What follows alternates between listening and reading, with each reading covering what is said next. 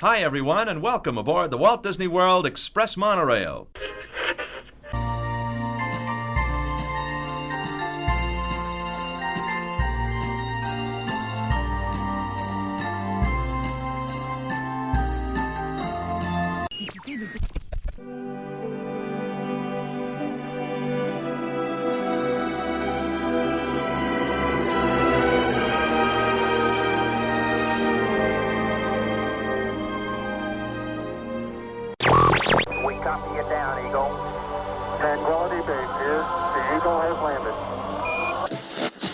Hey, it's me again. Remember, only you guys are going on this special mission, so don't tell anyone, okay?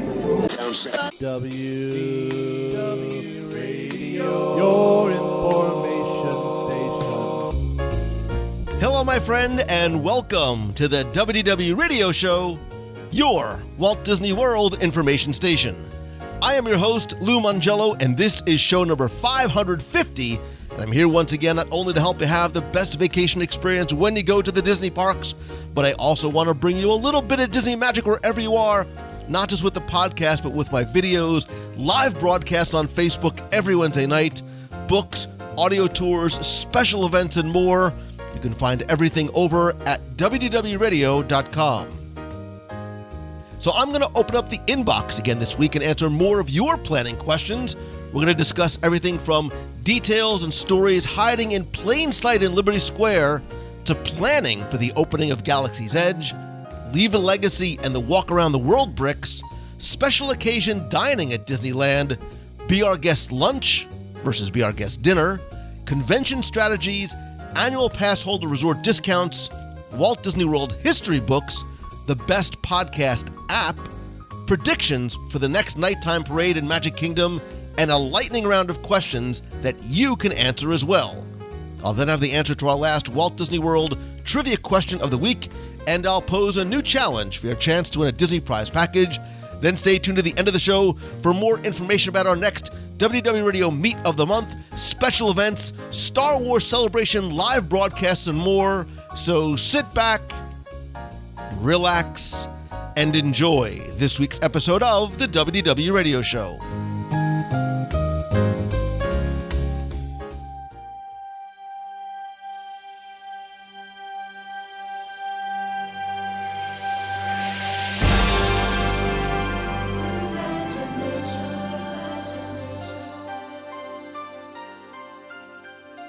It's time to open up the inbox once again to help you have a better Disney experience, not just at home, but when you come to the parks.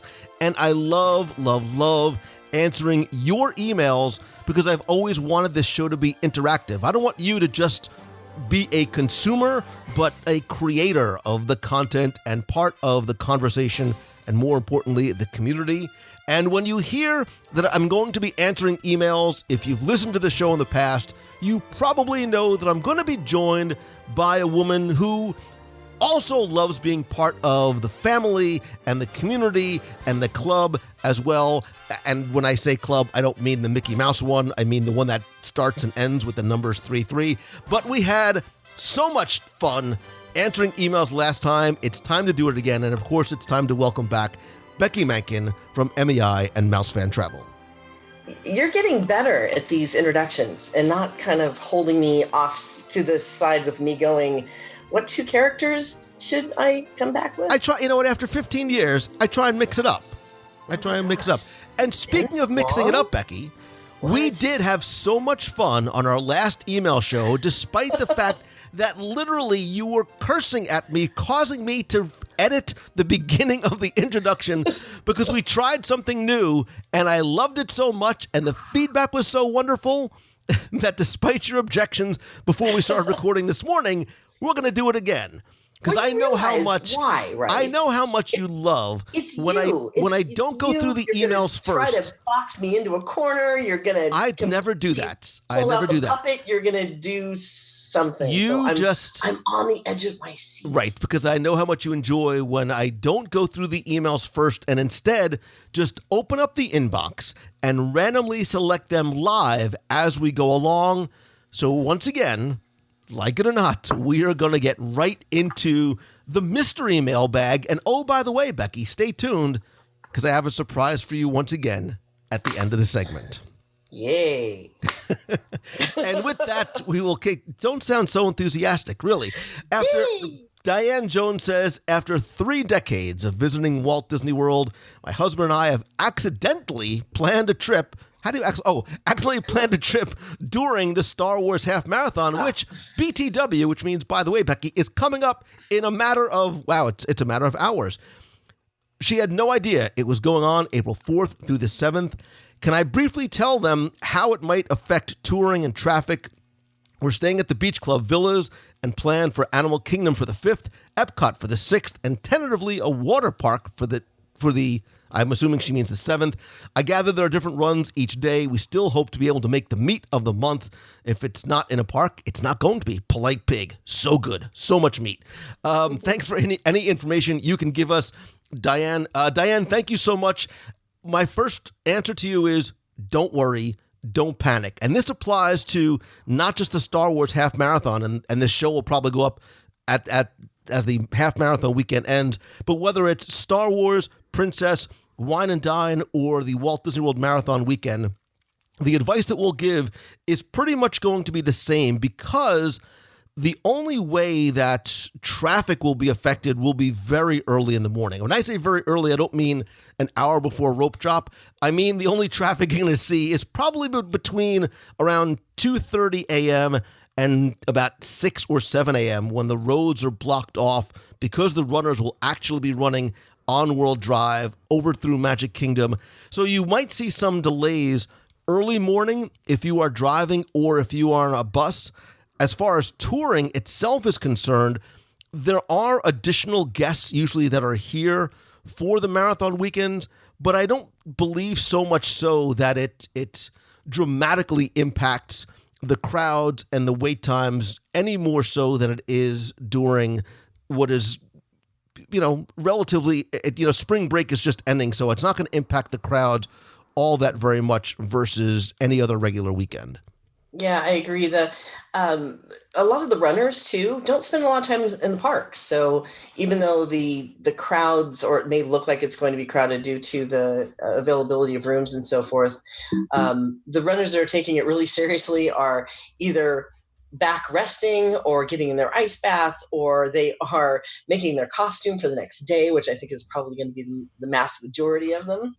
But one thing that I do like is that at those resorts, especially like Beach Club, they do have the large posters that they post telling you what's closed, what's open, how to best get around during that time period. Because like you said, the most quote unquote inconvenience happens in the early morning hours. And if you're really there for vacation and not there to run or to cheer, you're probably not going to be that impacted.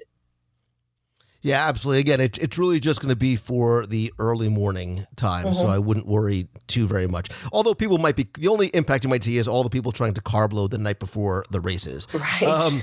Glenn Blankenship writes in and says, "Hey Lou, I'm hoping you can clear something up. ... Dramatic pause. Most of the time when I hear somebody talk about the brownish covered river-like pattern thing that quote unquote flows in the concrete from, I'm so excited for this, that flows in the concrete from Liberty Square to Frontierland, they call it a river of ... But I feel certain that I've heard at least one expert, and I think it was you, refute that popular claim. I'd like to know, once and for all, does that brown shape have any meaning? And if so, in all capital letters, what? Thank you for the grand tradition.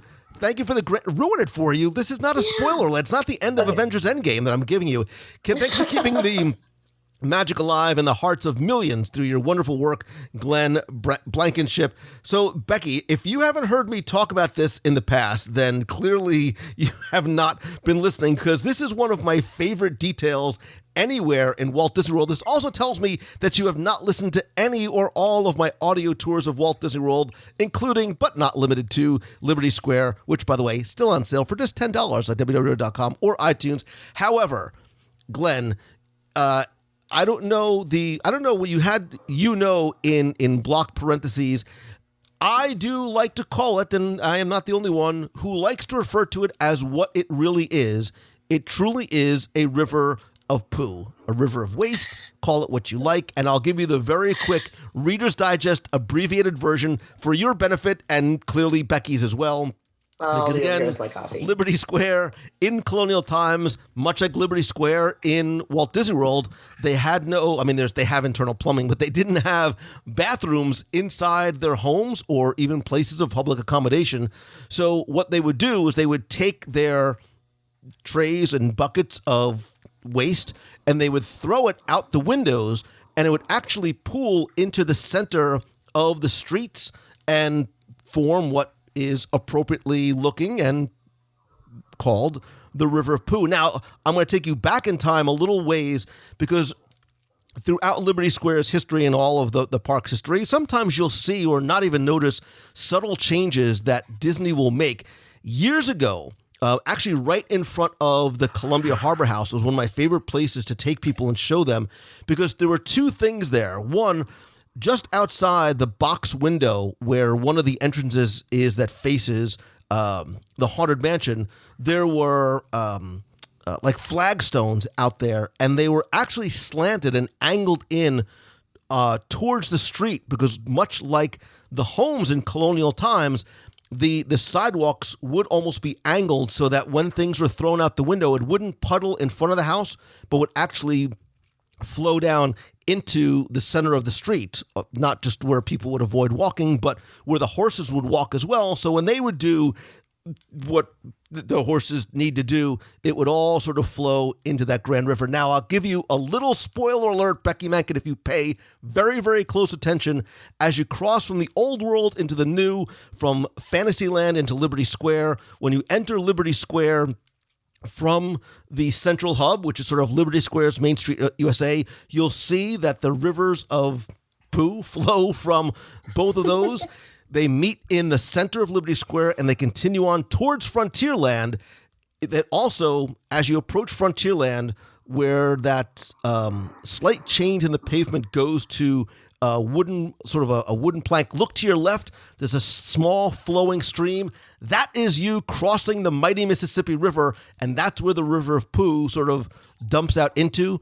But if you look to your left, through the archway and the overpass that leads you into Adventureland, you'll see that the river also flows from there, but appropriately enough, that's where the restrooms are as well. That's convenient. That's History 201. I'm really glad we did this format today.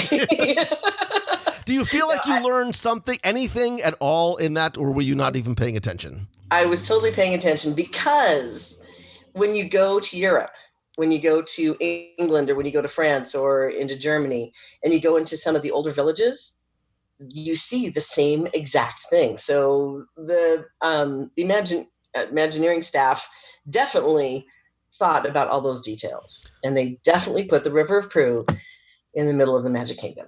It's all in the details, historically accurate. This is not meant to sound like a shameless plug, but that's one of the things that I really try and talk about, not just on the show, but in the audio tours. I'm very, I go slow, and I'm very deliberate in pointing a lot of those things out that I think a lot of guests unfortunately miss. But once you see them, you have all these sort of aha moments, and it really makes you understand how and why and where everything is placed, because nothing is there by accident. It all helps to tell a story. And because there is no sort of great big book of Imagineering, that's what the show and audio guides want to do. Anyway, and you get to say River of Pooh and giggle about it. I love saying rivers. It was always when I used to give private tours of the parks. That was always like the moment that I looked forward to was I would bring guests around and I would take them there and ask them, what do you think this is? What do you think this river represents? And it was always fascinating. I would get all these different answers, and sometimes it would be, dude, I don't know. And then I'll never forget one time I said, what do you think that this tannish brown gravel inside, sort of offset from the red pavement, represents? And some older gentleman literally puts out his hand on my shoulder, and he's like, I got this. I know this. He says, because as the American colonies were being formed and a people left the old world of Europe and planned to move forward and he goes on this very long, wonderful dialogue about the expansion of America and the heart of this country. And I'm like, that's true and that's wonderful, but it's a river of poo. And the 6-year-old kids just loved it. I kill what the under 8-year-old said. So that's so totally my target demographic in terms of my humor. So okay. Side note that I have to ask: was there anybody who didn't maybe appreciate the story as much, or did you have pretty much everybody was all in and giggling and like little 8-year-olds? I sleep well thinking that the story killed every time. Okay. I'll buy that for the moment. Yeah. All right. So Julie says, hey, Lou, we booked a trip August 25th through the 31st this year, specifically to avoid Star Wars opening. Oh. Now with the announcement of it opening earlier than we thought, do you think we're going to be okay during the trip if we just plain avoid Hollywood Studios? Do I think the rest of the parks will be packed? Thank you, Julie. Julie, I got good news. And I think I have good news, right? So, right, the announcement for the opening of Galaxy's Edge for August 29th was a surprise to a lot of people who expected it to be later on, possibly in the fall, maybe October 1st, even later on in the season. Do I think you will be okay if you avoid Hollywood Studios? Yes.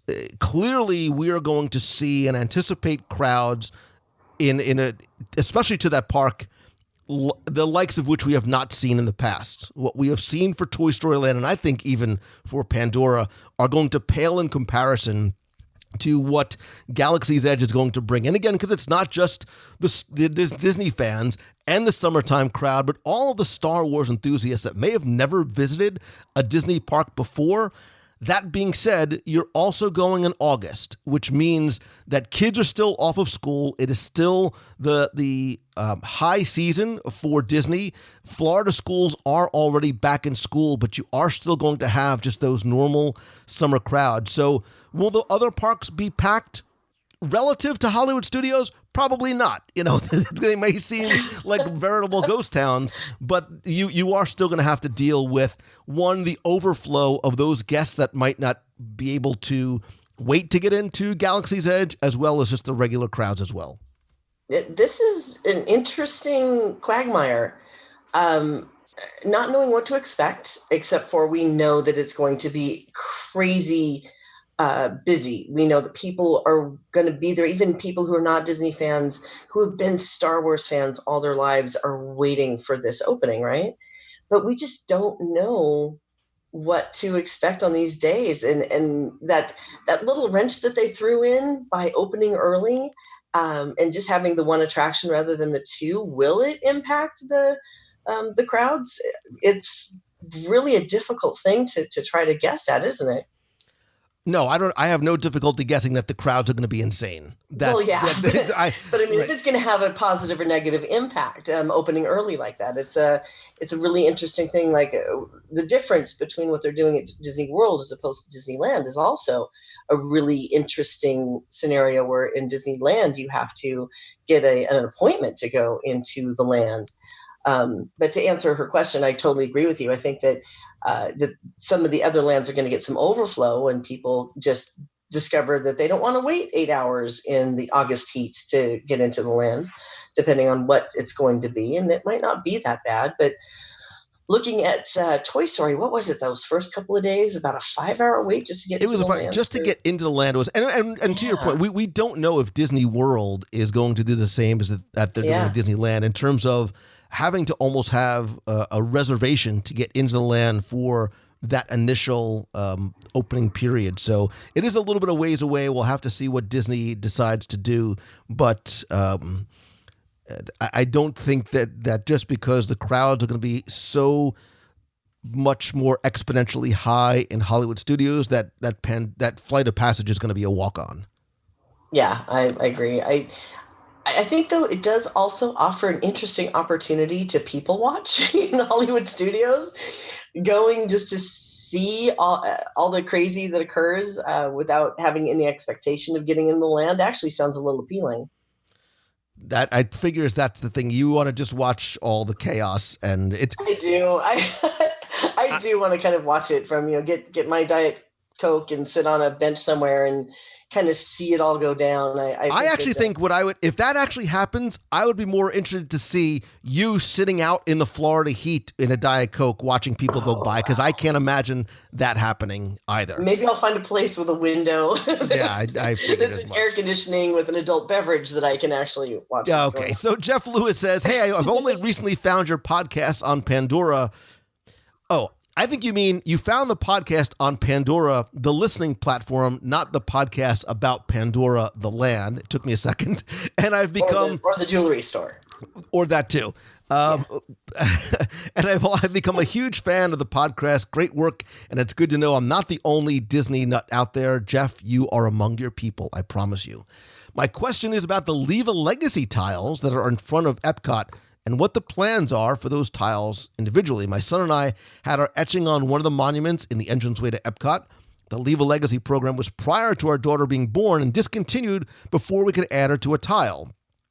Every time we visit Disney and Epcot, we stop by, we visit our tile out of nostalgia and to mark the difference in our family from my son at about 3 or so with only one child.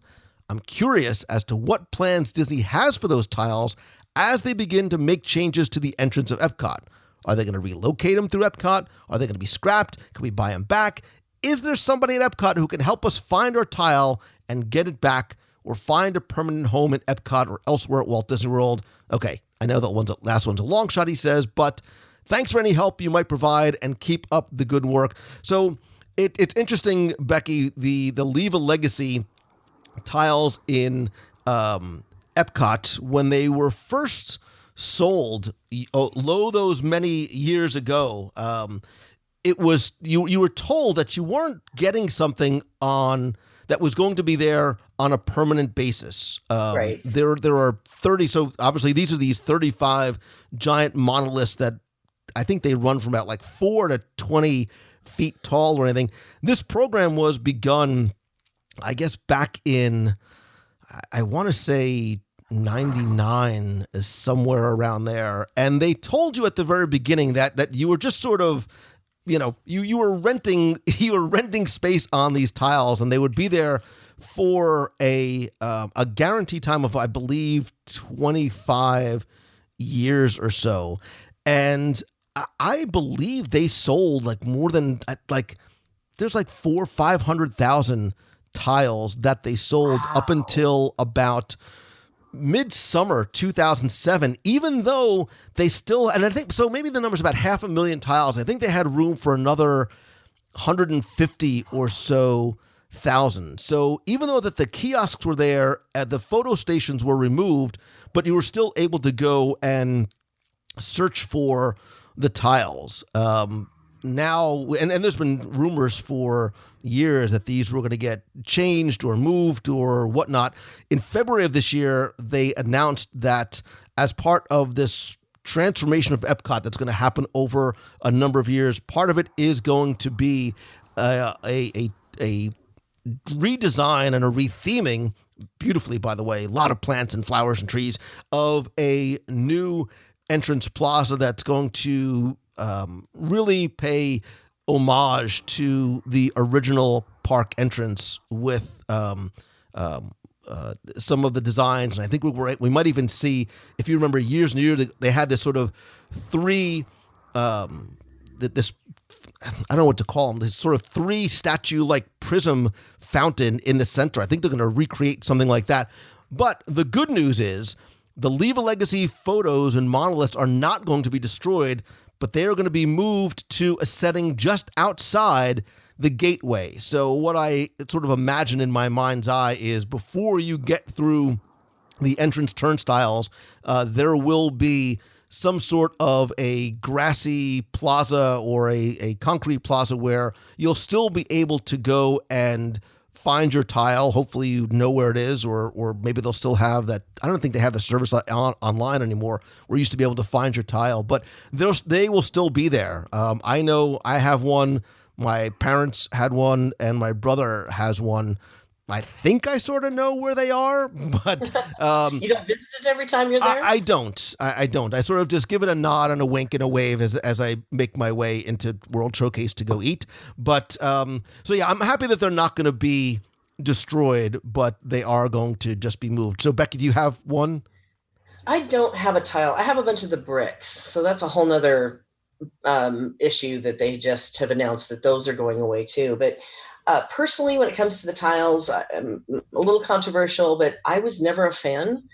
I kind of feel like it's a memorial when you walk into Epcot, like it belongs in Washington, D.C. rather than at a happy theme park. Mm-hmm. I'm very happy that they have decided to keep them so that those who have purchased them can still visit and see them. But I'm really, really thrilled to see the new the artist renderings of what the new entrance is going to be, because it just looks beautiful and welcoming, and everything that kind of the Leave a Legacy tiles weren't, to me anyway. You're not alone. Nice. To be clear, you're not alone. I mean, when they first brought them in, there was a lot of discussions that because of the shape and the color, a lot of people felt they almost looked like tombstones. Yeah.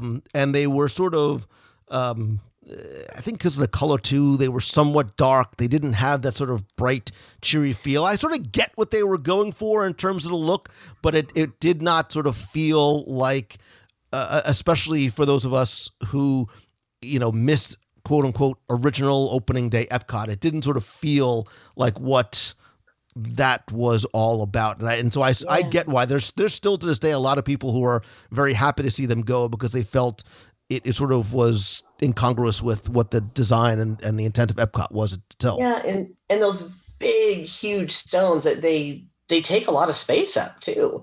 So, to move them off to the side sounds like a beautiful idea. It's a great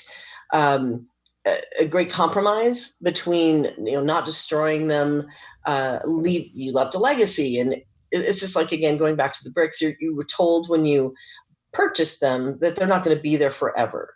But it sounds like, at least with this, they're going to at least give it a little bit more life, which is nice to see. Right. And just as a quick aside, because you did mention the walk around the world bricks that are in front of Magic Kingdom and really sort of around a lot of the perimeter to the Transportation Ticket Center, towards the Contemporary and the Grand Floridian. Those are the same kind of thing. This was sort of your chance to not own a piece of Disney World. They were very clear.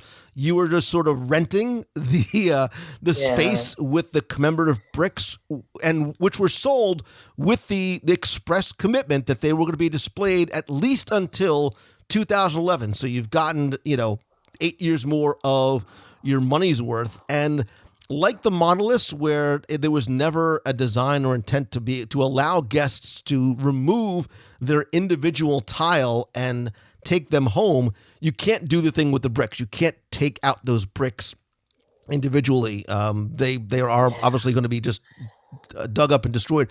But if you sponsored a brick, you can actually buy a commemorative version only up until the end of August this year. So there's a limited amount of time, or while supplies last.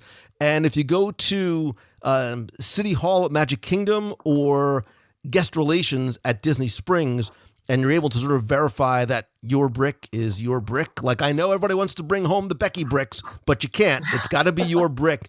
I believe they're about 6 inches, and they're only $10. So I dig while I'm sad to see them go and curious to see what's next, I really dig and I applaud the fact that rather than Disney saying, yeah, you could buy your brick, it's $99 plus tax. The fact that you can do it for $10 is cool. So you're still able to keep it and put it up on your shelf or on your wall at home or in your, front patio pavers. And it does break my heart to see those go. I have 5 of the bricks. So it was so, when I saw that, I almost cried, and then I had to write stuff about it. It did, definitely break my heart. But, when you bought them and it said they're guaranteed to be there for at least 10 years, 10 years seemed like an eternity, right? Like, it's going to be there no matter how long that you're going to be returning to the Magic Kingdom. And of course, it's not the case. And I'm really kind of bummed that I won't be able to see my bricks anymore. But I will purchase some of the offerings that they gave us so that we can always remember them. And the other thing, too, is if you were not able to get a walk around the world brick, but you still want one, you can actually get you can customize and purchase a brick for, I think it's $29 at the Tomorrowland Light and Power Company in Magic Kingdom and Marketplace Co-op. And I think you'll be able to do it on Shop Disney later on this year. So even if you didn't get a brick in the parks, you'll still be able to get one and take it home. That's very cool. So there you go. All right. And then again, quickly, just going back on them. Some of them, though, honestly, I was looking at some of the pictures of the old bricks that I've had. You can barely read them anymore, so it's probably a good thing that I'm not buying them for $99 to bring them home. Exactly. Caitlin Cologne says, I have a Disneyland food question. Yay, that didn't take long. I've never been to Disneyland. What? But I'm excited to say I will finally be going in a couple of months. Much like you, I'm a huge foodie and cannot wait to try all the delicious treats and meals the Disneyland parks and resorts have to offer. I'm a few days out from my booking window and was wondering, what's the best restaurant to treat my mother to on Mother's Day?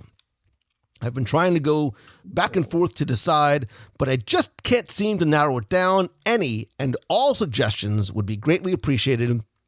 Thank you so much for all you do and helping to bring the magic of Disney to my own home, Caitlin. Caitlin, I love everything about your email. It's Disneyland, it's food, you're a first-timer, and more importantly, you're going with your mom, and you're taking her there for Mother's Day. My heart is literally swelling with excitement and joy and for the memories you're going to create and share together. However, Becky Menken, because I still believe in chivalry and ladies first, you can answer the question, where should she take her mom for Mother's Day? Because it's really special. And it's the corn dog wagon on Wayne Street, USA. There's nowhere else to go. Just get her a corn dog and look at the castle and hug it out, and it's beautiful. It is. And I'm with you there. However, it's Mother's Day, and it's something that she wants to share. Okay, then get her a chimichanga, too. No. Oh, sorry. I got excited for a second. There's one restaurant that popped in my head right away when you said Mother's Day, and it's Blue Bayou to me. And the reason for that, because I love the menu. It's got a great, a lot of different options for the menu. But the venue itself, when you go in, and it's dark, and you can, if you forget that you're in California, you could almost think that you're outside over the starry, or under the starry sky in New Orleans. And it's just such a wonderful place to be and celebrate.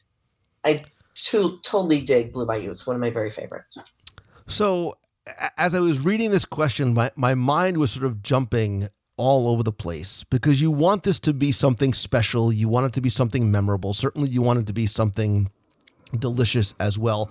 Blue Bayou, I will tell you, is actually one of the ones that jumped up very quickly to the top of my mind's eye for a few reasons. One, it's classic Disneyland. It's inside the park. It's incredibly well themed. You've got the atmosphere of the little ship and the water and the fireflies and the music and all that, and the Monte Cristos. Yeah, and there's also the gumbo and so there's a lot that you can do in terms of making that very high on your list. And that's this is sort of the double-edged sword, is that there's so many good places to eat. Yeah. So some people might say, oh, well, you go to Napa Rose because it's Napa Rose. That's not necessarily the one that I would put first. I think Blue Bayou is definitely one that would be up there. I might actually agree with you, Becky. I might, I'm trying to think of others. Wow. Carthay Circle is, but I think I like the food of Blue Bayou better. You know what I almost like better? Carnation Cafe, but I wouldn't do that for dinner. I would also think about like Lamplighter Lounge over Carthay in a weird way. But I'm trying to think it's Mother's Day, right? So is it Napa Rose? Do you do Napa Rose because it's it's a wonderful, but I think you're right. I think for quintessential classic Disney World dining with atmosphere and ambiance and excellent food inside the park, I think Blue Bayou is one that I think I'm going to go with Blue Bayou as well. And that's where I remember having dinner with my father there too. And so it kind of has that nostalgia to me about being there with your parents and just, again, like you said, quintessential Disney. Yeah. But I also want to know from listeners, if you have one that you think is better, go to the WDW Radio Box People group on Facebook. I'll put this question there. Let us know, or you can just email me or call the voicemail 407-900-9391. Like, Mongello, how did you not say Steakhouse 55, which is also a nice one too, because it's also the Disneyland Hotel. Great choices there. And now with the downtown Disney area, which is still called downtown Disney, by the way, they're adding restaurants too. And there's just a ton of great places to enjoy. But like you said, it's Mother's Day. It's special. It's a bonding thing. It's creating a memory. And something like Blue Bayou is going to do that. All right, so I'm picking out this next email because I see your name mentioned specifically, and it's from That's Molly scary. Enquist. It says, "Hello, Lou and Becky." Wow. It says no question mark, but that's how I read the exclamation points, as just straight up and down question marks. I just listened to your recent listener email podcast number 554, and it made me think of a question for an upcoming trip. Well, it's a few, but who's counting? And they're about food, so it's fine. Oh, it also is about food. It's food. More food. Woohoo. And you can choose which one or all that you'd like to answer. So, all right, Becky, we'll do these rapid fire. First off, I've been listening since 2012. Thank you. And I love all the different varieties of shows, from interviews to tops 10-ish, and of course, listener emails. Keep on keeping on, Lou. We just booked our next trip to Disney World. Yes, through MEI. Thanks, Mike. Hey. And we are going to the beginning of December 2019. It's just the two of us. We could make it if we try. Just the two of us, children posing as adults. I almost broke out in song. That was really scary. I was going to say, if you sing it, I would really be impressed. Come on, you can do it. We usually make reservations for one or two places to eat. The rest of our time, we take our chances with waiting or bellying up to the bar. So that brings us to decision making. We want to test out Be Our Guest.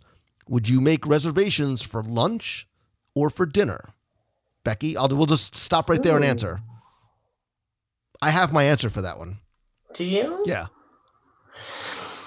I got to go back there again. It's been a while since I've done Be Our Guest. And at the time, and tell me, maybe you can educate me on if something new has occurred.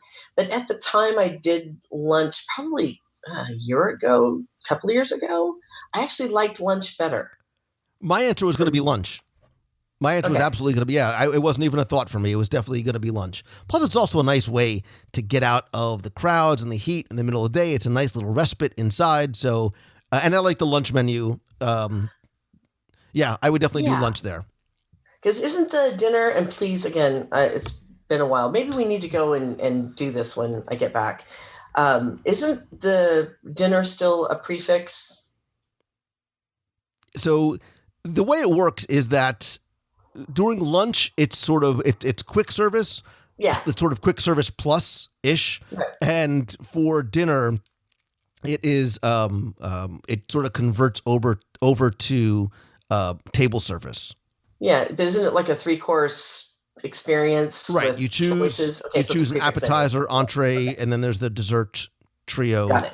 And I think the kids have a choice of like 4 different entrees as well. I did dinner there once eons ago when it first opened, and it was lovely, and it definitely felt more elegant and upscale for some reason. I don't know why, but I prefer the lunch experience over the dinner experience. Yeah, I did too from the last time I was there. But you know what? It's been a while. Maybe we should try it so that we're up to date on the latest menus and the things that have gone in there. Because one thing I do love, I love that venue. It's so beautiful. Favorite room would be Our Guest. If you could eat in one room, which one do you eat in? I do like the ballroom area. Shocking. Just because it's light. Shocking. I thought you were going to like the dark and stormy room. I figured that was totally, okay, I do like it over there. Yeah, I've been to your house. It looks exactly like the inside of your house. It's just dark and heavy curtained. Wait, she has more questions. She has more questions. Becky, Molly also says, also, we pick one country each time to have a sit-down meal, and it's Italy this time. So which restaurant in Italy is better for a nice sit-down experience? Oh. Well, so you basically have, Via Napoli or you've got Tutto Italia. And I think you were talking about a nice, more formal, when she says nice, a more formal thing, it's probably Tutto Italia. But if that's what she's looking for. Now, mind you, I haven't been to Tutto Italia in eons. Like, it's been I might not have been there since they either first went over or maybe even when it was Alfredo's. Like, that's how long it's been. Yeah, that's how long it's been since I've been there. Because it was good last time I was there. It was probably maybe 6 months ago. And I love the menu, and it is a little bit more upscale feeling than Via Napoli.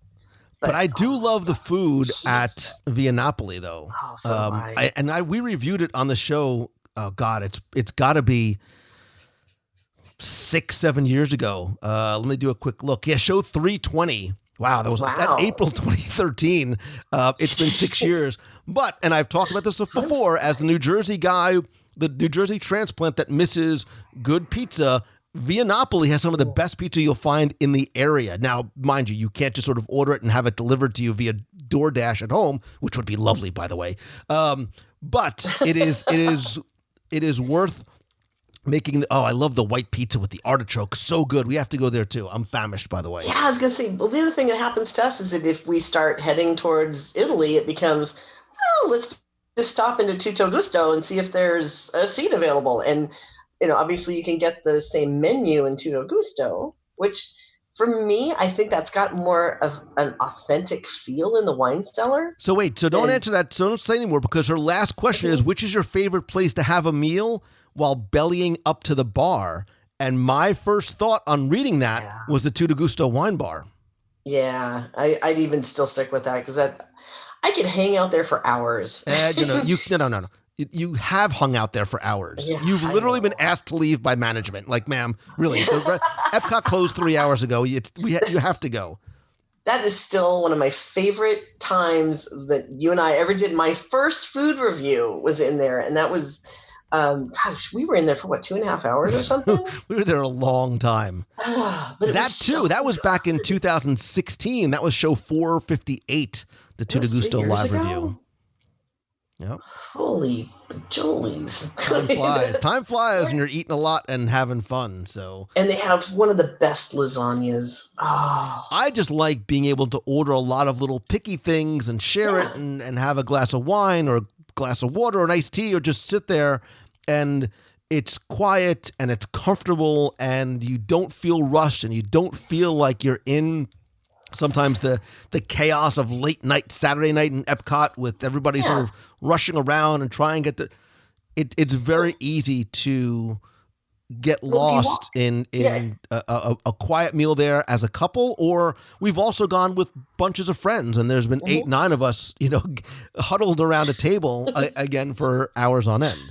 Yeah. And it's interesting because Tutto Italia's got the wonderful, classic Italian menu, but you can get the menu in the other place. But if you're looking for like the decor and that feeling, Tutto Italia looks nice. It's just very large and it's, tables all together, and it really doesn't feel like you're in Italy. When you walk into Tutto Gusto, it really does feel like a lot of the places I've been in Italy, where the lower ceiling and the wine barrels, and it feels very authentic when you're in there. I agree. So I think I would, like we have been, every time we get there, it's like, let's go see if there's a table in Tutto Gusto. And of course there usually is. And that's why we haven't been anywhere else for a while. Sort of. Anyway, so Molly says, hopefully we'll run into you for a hug while we're there. I hope as well, Molly. Matthew Gunn, possibly related to James Gunn, says, hey, I've been a listener for a few years. Have some questions about an upcoming trip to Orlando. I have a conference at the Gaylord June 19th to 22nd, and as a Disney fan, I would much rather stay at Disney, and my questions revolve around transportation. I need to keep my room costs comparable to the conference hotel, so I'm thinking of staying at Pop Century or maybe Port Orleans Riverside, unless you have a better, under $300 a night suggestion.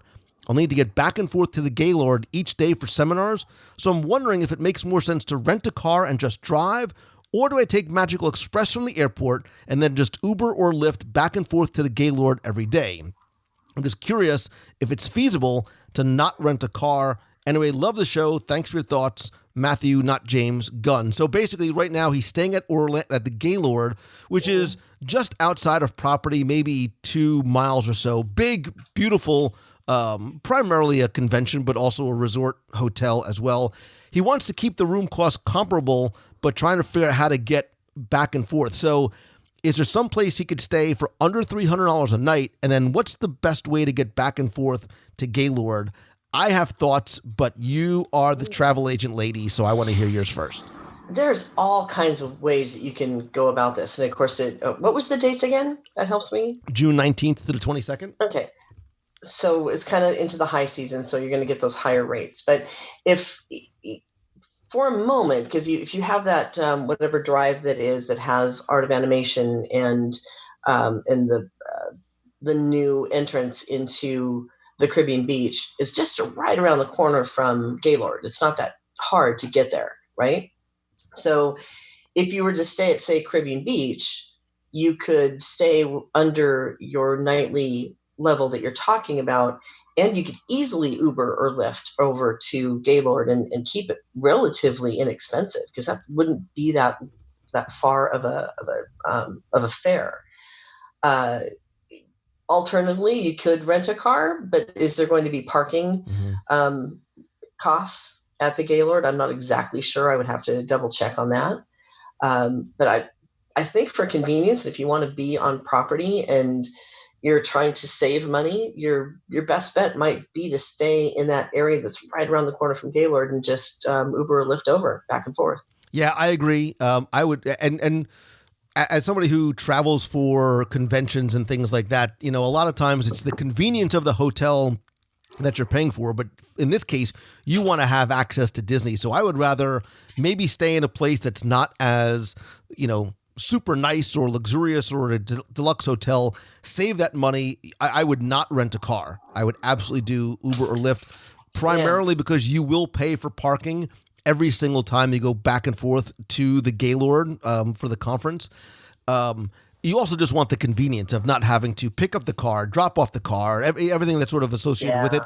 The other thing to think of too are if you can't get a good rate at one of the Walt Disney World hotels, look to some of, I still call them good neighbor hotels, but look at the Disney Springs hotels.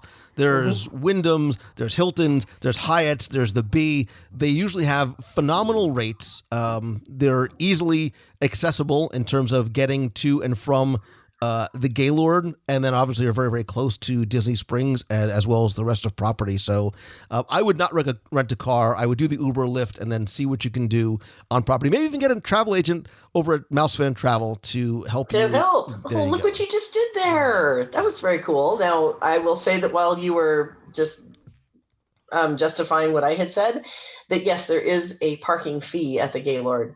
So that kind of cements it right there. Yeah, and it's relatively hefty. I mean, I think the last time I spoke there, it was maybe, and it was like $22. 24 a day. Yeah. So right there is your car rental. So, or your Uber or Lyft is going to go back and forth just on that without the car rental cost. So yeah, I think I think we're both right.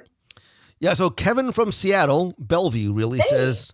Oh my gosh, I'm waving at him right now because I'm right here. He's he says, "Hey, Becky and Lou," which clearly he meant, and he has question marks. I love this guy already. No, I'm sorry. He says, "Hey, Lou and Becky, I'm going to the world in May, and I am a pass holder. I geek out on all the planning aspects of my Walt Disney World trips, our own or those of friends and family. It's part of the fun for me. Otherwise, I would have Mouse Fan Travel do all the work at no cost to me. Maybe I just need to work for Becky." Anyway, the question is, pay attention, Becky. This is right in your wheelhouse. When do the spring resort room-only discounts for pass holders typically drop? I have a placeholder reservation at POP, but I'm hoping to either lower the cost or raise the resort level, or both. It seems the selection is best early on, but do you have tips for better AP discounted room selections and when the deepest discounts are available? I generally implement the book and look strategy. Book something, then keep on looking for something better to replace it. Thanks, and hoping May's Meet of the Month is the second weekend. Kevin from Seattle, Bellevue, really. Okay.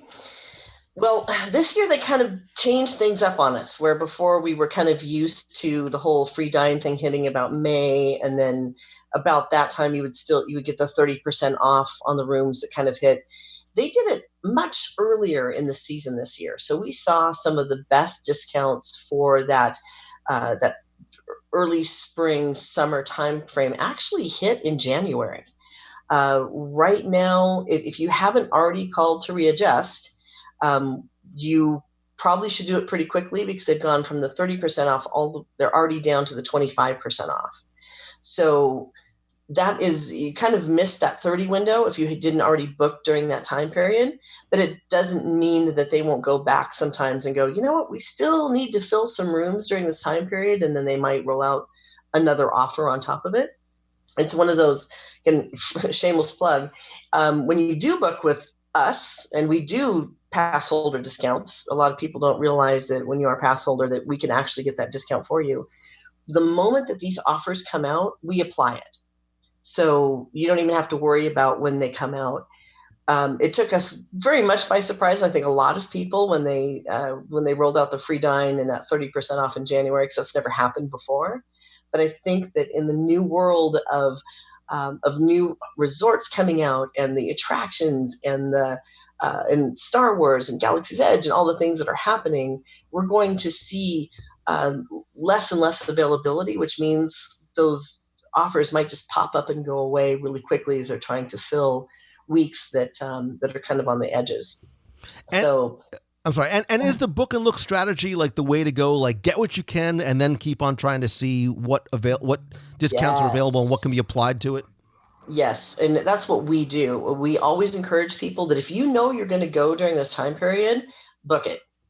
Book it and hold it, and you're not at risk. Your deposit isn't at risk. If you're booking a room only as a pass holder, you actually have quite a lot of time before your money's at risk at all. So you book it, you hold it, you know that you have it secure, and you know you're at the resort you want. And then when an offer does come out, you can apply the savings. So that's your best bet to make sure that you have the resort you want, and you are just watching for the best rate as it comes out and available as the offers roll out. Cool. All right, let's try and we're gonna pick up the pace and try and do pick a couple of questions that at least appear to be relatively short. The next one is from Allie Vickers. Says, "Hey Lou, I discovered your podcast a few months ago and have been diving in quickly. I'm a new Disney fanatic, and ever since our visit in April, I've been trying to find a book or a site that reviews the evolution of the Disney World property in Orlando over the years. Do I know of any?" Do I know of any? Allie Vickers, not only do I know of any, I'll give you not one, not two, not three. How about 10 books that you need to read, and more importantly, that need to be in every Walt Disney World fan's library? This is an episode we did a few years ago. We've talked about doing a follow-up episode because there's definitely 10 more.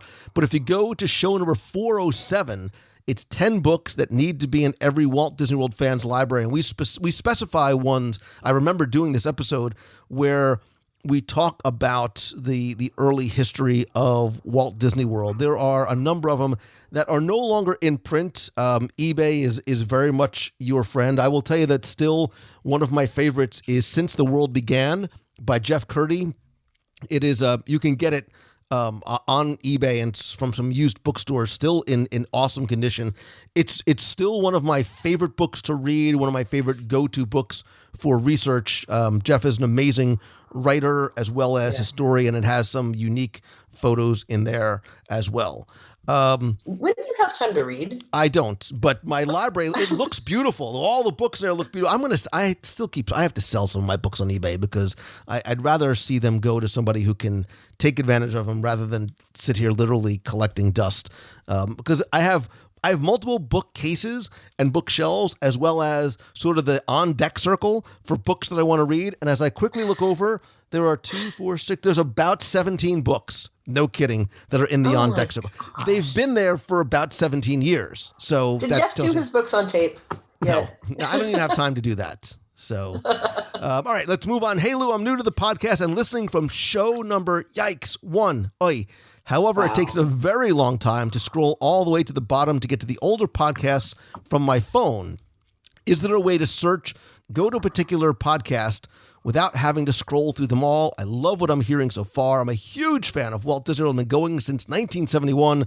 She says, thank you, Lori Risher. So Lori, thank you. I appreciate you going back to show 1 and still continuing on. It's 6 minutes of torture. However, so a couple of different things. One, I'm actually working on, for the WDW Radio site, I'm working on a site and search update.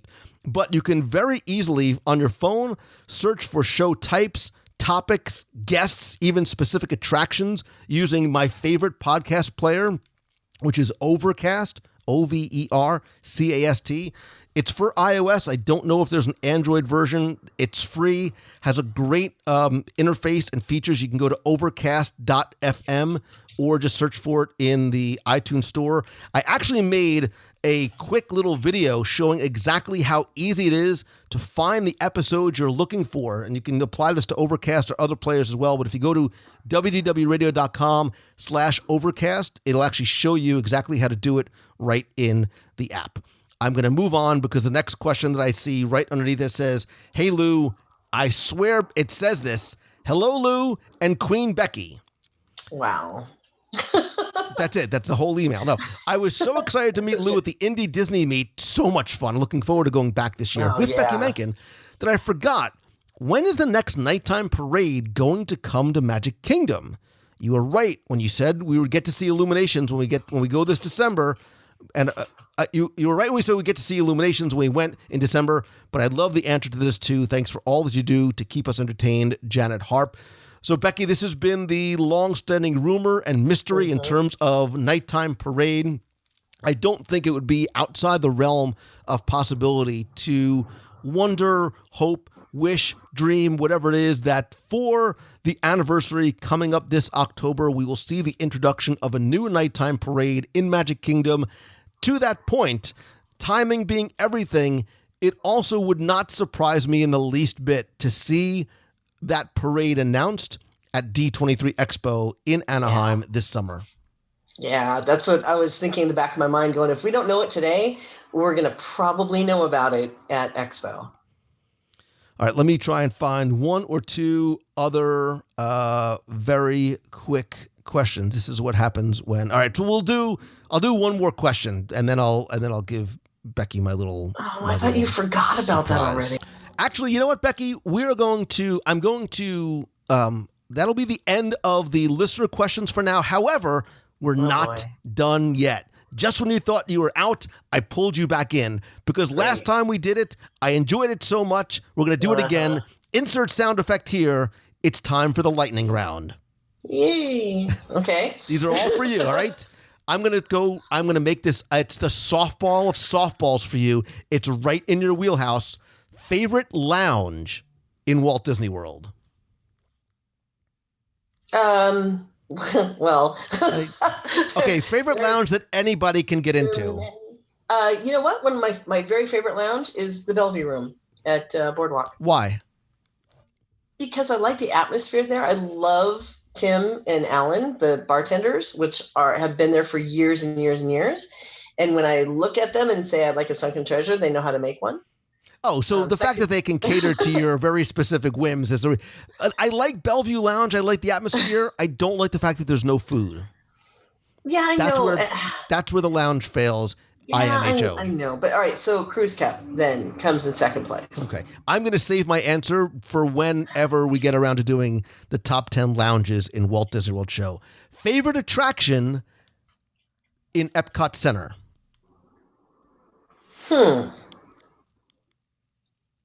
Wow. You know what? Believe it or not, I really, really love Spaceship Earth. I would say Soarin', but I get Soarin' at Disneyland. So I like Spaceship Earth there because it's unique. I have great memories of big groups going on and all saying the script together, which is kind of funny. But I know that it's probably going to look a lot different in the next coming years. So I'm going to savor the moment that I really enjoy Spaceship Earth. Interesting. Okay, as we continue our countdown to Avengers, are you not gonna answer? I'm not going to answer. Why? Because I don't know. Favorites, as we continue our countdown to Avengers Endgame, what is your favorite Marvel movie? You can only give me one. Oh, I can't just give you one. I just said you can only give me one. There's no way you can just have one. There's no possible way. Captain Marvel and Infinity War. No, pick one. Infinity War had me on the edge of my seat the entire time, and I was like cheering for everybody and knowing what was coming with Endgame, and I get to see Endgame, and I'm excited. But I also love Black Panther. But I also I know Captain Marvel was very controversial for some people. That some people either loved it or hated it. I'm on the loved it side, and I think if you would have asked me a year ago, obviously the answer would be different. But because of what I know that she means to the Marvel Universe and the power that she has and the things that are going forward, and I like her snarkiness, believe it or not. No, dude, we all believe it. Don't worry. Yeah. I'm going to go Captain Marvel right now. Okay. Favorite resort to stay in Walt Disney World? Like if you're going to spend a lot of time at the resort, not in the parks.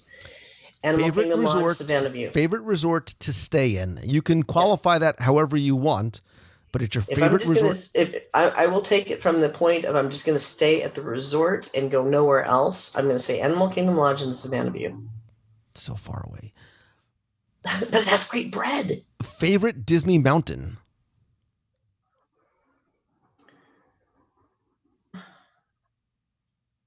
This is lightning round. This is a lightning. I know, but when you're saying favorite, I have lots of favorites, and then I have to come up with the number one, and then I have to work it through in my brain. Favorite mountain and why? Quickly. What is it? What is it? That's what Matterhorn. Why? Because that was the first attraction that my dad was teasing me about wanting to ride, and he told me that the Yeti was in there and would be very scary until we rode the sky buckets through it. I looked down and just noticed it was like a regular roller coaster, and he didn't want to go on it. And all of a sudden he was teasing me that entire time, and I realized this is a roller coaster. So I made him go on it. So all right, I have a great memory there. The seats are a little rough after the last refurbishment. Yeah, I can't do it anymore, but that's, it's my favorite mountain from I love Disney and, that whole personal story. Last question, appropriately about food. And your last question is about your last meal. What is your death row meal from any one Disney restaurant? You can't do that to me. I can, because I just did. Watch. No, what's your favorite death row meal from any one Disney restaurant? But you're supposed to be answering these too, aren't you? I am, in my mind. I know, but you're supposed to tell all of us. I will in the WDW Radio Box People group when I list out all these questions and answer them. Oh, so I get it. Which I forgot to do last time, but this time I'm really going to do it. That's what this really is about. Okay. Well, all right. Your death row meal from any one Disney restaurant. And this probably will not surprise you. I can never say the name, but the teppanyaki place in Japan. Teppanetto. Yep. Interesting. And what do you order from there? Other than confusing the poor Japanese server about your fruity drink that you want. Go ahead. No, that one's easy. Tokyo Sunset in a heartbeat. If anybody likes sweet fruity drinks, order the Tokyo Sunset. They actually have a lovely. I think it's only seasonal, but I was just there. I was there for Ladies' Night and Rick Springfield concert the other night, and there was like 9 of us, all the ladies and me. Oh yes, it's Ladies' Night, and I'm feeling. They have a cherry blossom cocktail martini, which was like $10. Ooh. It was lovely. Ooh. And it was pink, and I was totally cool drinking it. I was totally comfortable in my manhood drinking my little fruity pink drink. But I thought of you because you invited yourself to Ladies' Night. What do you expect? I was invited to Ladies' Night. Moving on, what do you order? Oh, I'm gonna also add a second one for that too. No, you can't. I can. You only die once. You only get one death row meal. I might have 9 lives, just so you know. I'm Becky. I can die as many times as I feel like. Don't you know who I am? Can I be a Flurkin? That would be awesome. Okay, so sorry, it's anyway, so again, I'm going to post I'm going to post What was the last one? these questions in VHS the tape. Box People Go group over on Facebook. If you go to wdwradio.com/community, where I'd also love to hear your thoughts about any of the things we talked about on this week's show. If you have a question that you want us to answer on the show, just email me, lou@wdwradio.com. Visit Mouse Fan Travel for all your vacation planning needs. And please give me a round of applause thanking the lovely and oh so very interesting Becky Mankin for joining me once again. You gotta admit, V&A Chef's Table did not suck. And she ends on a potty mouth word. What? Potty mouth. That's not potty mouth. It's potty mouth. Language. Is somebody just going to say something about Cap saying language? Just saying. My Iron Man to your Captain America. I wonder which one of us is going to survive. I like that Becky uses the word flirkin like it's a curse. Like it sounds like a curse word to her, so she just uses it. I'm going to go to the flirkin bank. It's not a curse word. You've given me a new word.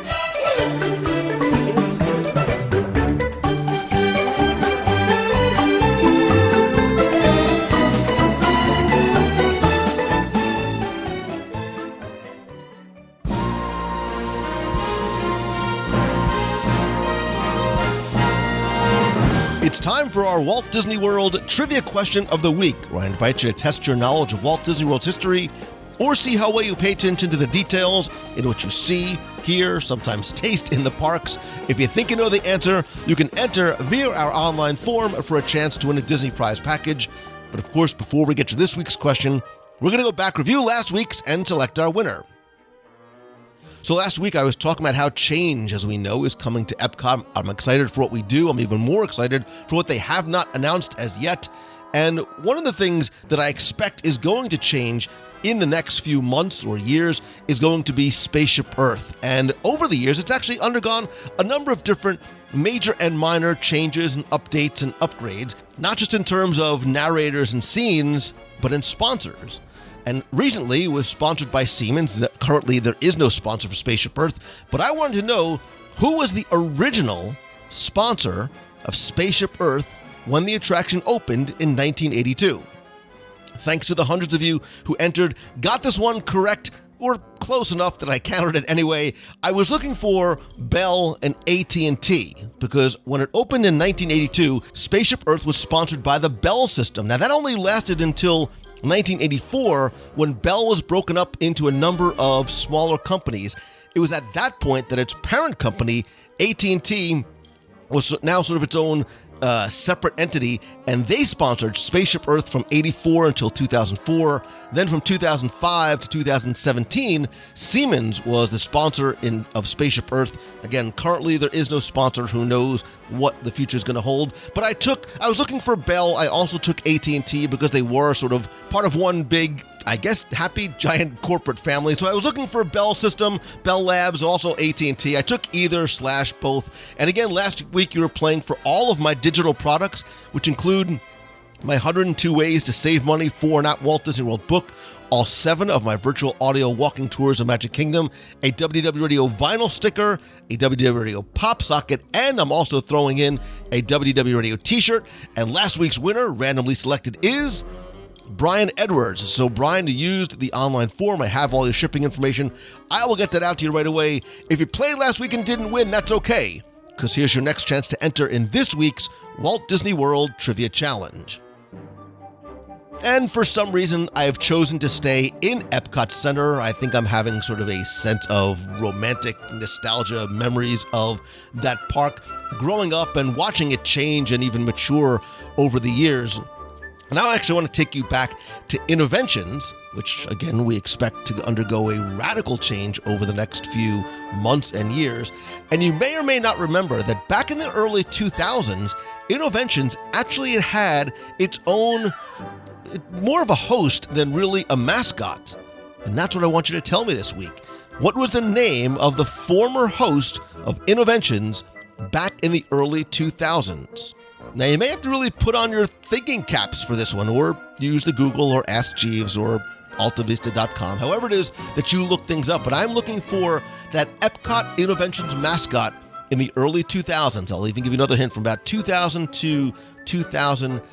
and 7 or so is the name of the former host that I'm looking for. Now, you have until Sunday, April 14th at 11:59 p.m. Go to WDW Radio.com, click on this week's podcast, use the form there. Again, I'm going to play for the digital products, the vinyl sticker, and a WDW Radio shirt. So good luck and have fun.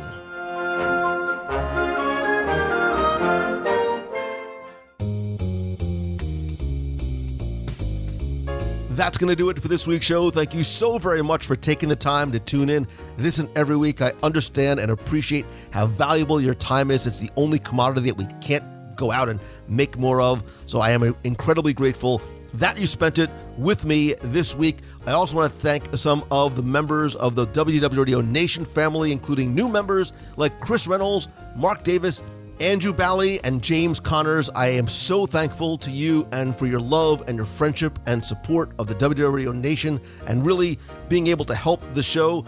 If you want to find out how you can help the show, also get exclusive rewards every month. I create new scavenger hunts. We have a private Facebook group, Magic Band covers, logo gear, t-shirts, monthly care packages from Walt Disney World. We also do exclusive live video group calls where we're all on the video call together. And don't forget that a portion of your contribution does go to our Dream Team project to benefit the Make-A-Wish Foundation of America. Again, it's completely optional, but a great way for you to help show your support of the show. To find out more and become a member of the WDW Radio Nation, please go to WDWRadio.com/support. And again, whether this is your first time or your 550th time listening to the show, I am so very thankful for you. I would love for you to be part of the community and conversation and come and contribute as much or as little as you like. The best place and way to do that is by joining our Box People group on Facebook at WDWRadio.com/Box People. You can also connect and communicate with me on social at Lou Mongello on Twitter, Instagram, and Pinterest.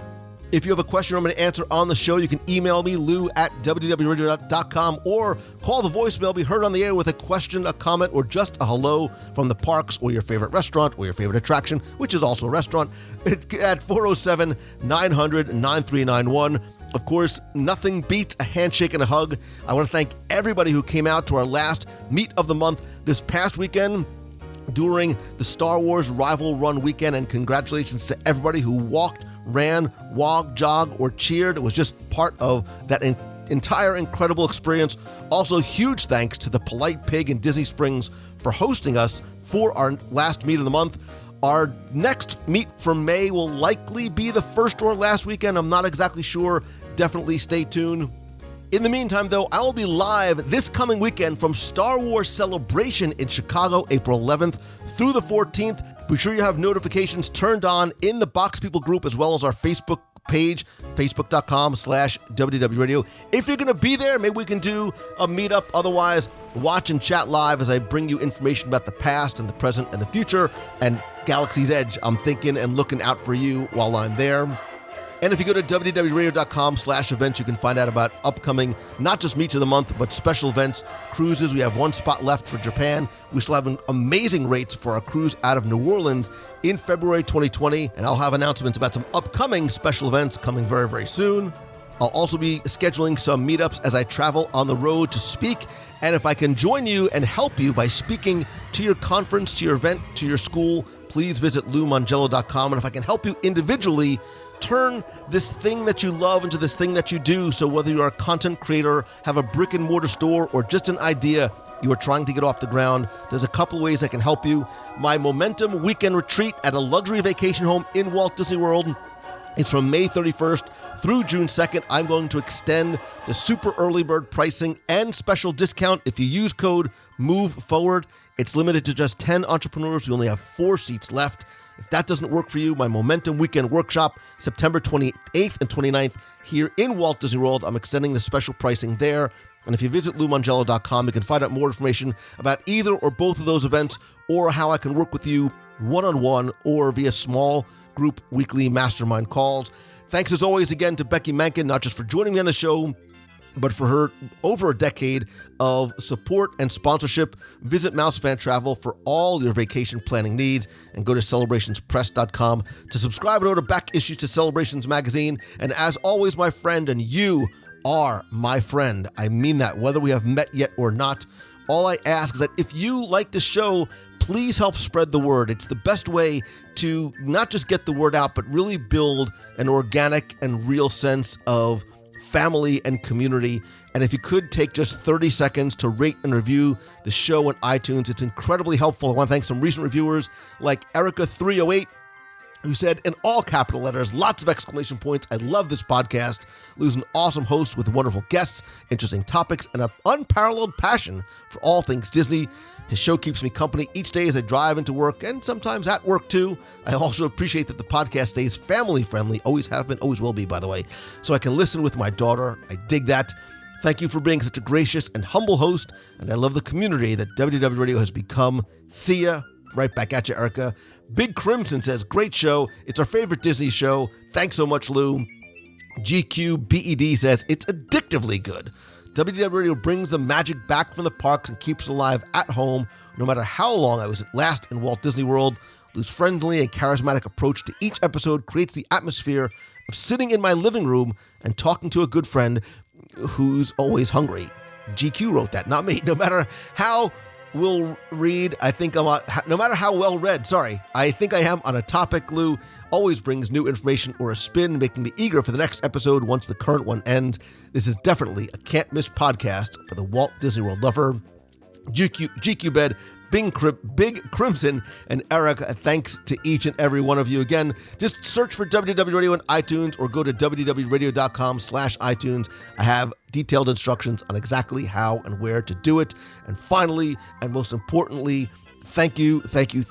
You, by virtue of your friendship and support and love and just being here and listening, has made so many dreams come true for me that I never even realized I had. And that's why I want to try and not just thank you, but repay that gift and help you any way that I can. And whatever it is that you're thinking about or want to do or you're working on or that you sort of have in the back of your mind, whatever that goal is that you are trying to reach, remember that the shortcut to achieving that goal and living out your dream is by not taking any shortcuts at all. There is no easy way. You have to put in the time, do the work, be passionate, make those sacrifices, and believe in yourself. And again, if I can help you, please let me know. But in the meantime, just get out there, go do your thing, pursue that dream of yours, and keep being awesome, and have your best week ever. Thanks again. See ya. Hi, Lou. It's Caleb from Dallas. I just listened to the episode about the best seats in Walt Disney World. Great show, but I can't believe nobody picked that rocking chair on the porch in Liberty Square where you can sit, watch the world go by, and if you're lucky, catch the Festival of Fantasy Parade. That is just one of my absolute favorite spots to sit, especially if I've got a kid taking a nap. And surprised nobody picked it. But have a great day, great show. Thanks for all you do. Hey, Lou, this is Jeff Richardson, Brookhaven, Mississippi. I just listened to your episode about the top 10 seats, and I wanted to talk about three of my favorites. One of them is the day you arrive. We always kind of arrive late in the afternoon and can grab a bus and head to a park. And so that seat on the bus on day one, as you get on there and you're headed towards your park for the first time, that's pretty special because you know you're about to be at one of the Walt Disney World parks. My second one is early in the morning before my family wakes up, and we're at Animal Kingdom Lodge. I like to go down and sit in the lobby, and you start smelling the smells coming out of Boma. Everything's kind of quiet, and all the folks that are down there are probably checking their email and just kind of mulling around. So that's a neat, quiet seat on an early morning. And my third is after a long day.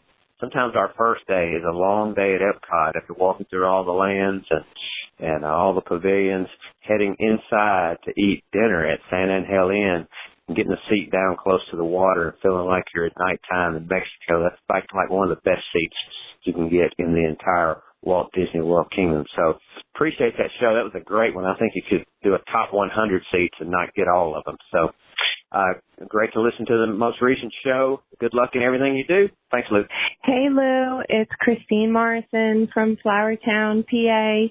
I hope everybody's having a wonderful week. It is Wednesday morning, and I'm super excited because I have a lot of errands to run, a lot of clients' houses to go to today on my day off, in quotations. I call it working from home. I just looked to see what podcast was I going to listen to today, and you have a new episode, so woohoo! That's what I'm going to listen to in the car this morning, so I'll let you know what I think. It's always awesome, so that's pretty much my answer. It was awesome before I even listened to it. But I am on, going backwards, I'm on episode 174, so I'm getting there, getting closer to being done, back down to episode 1.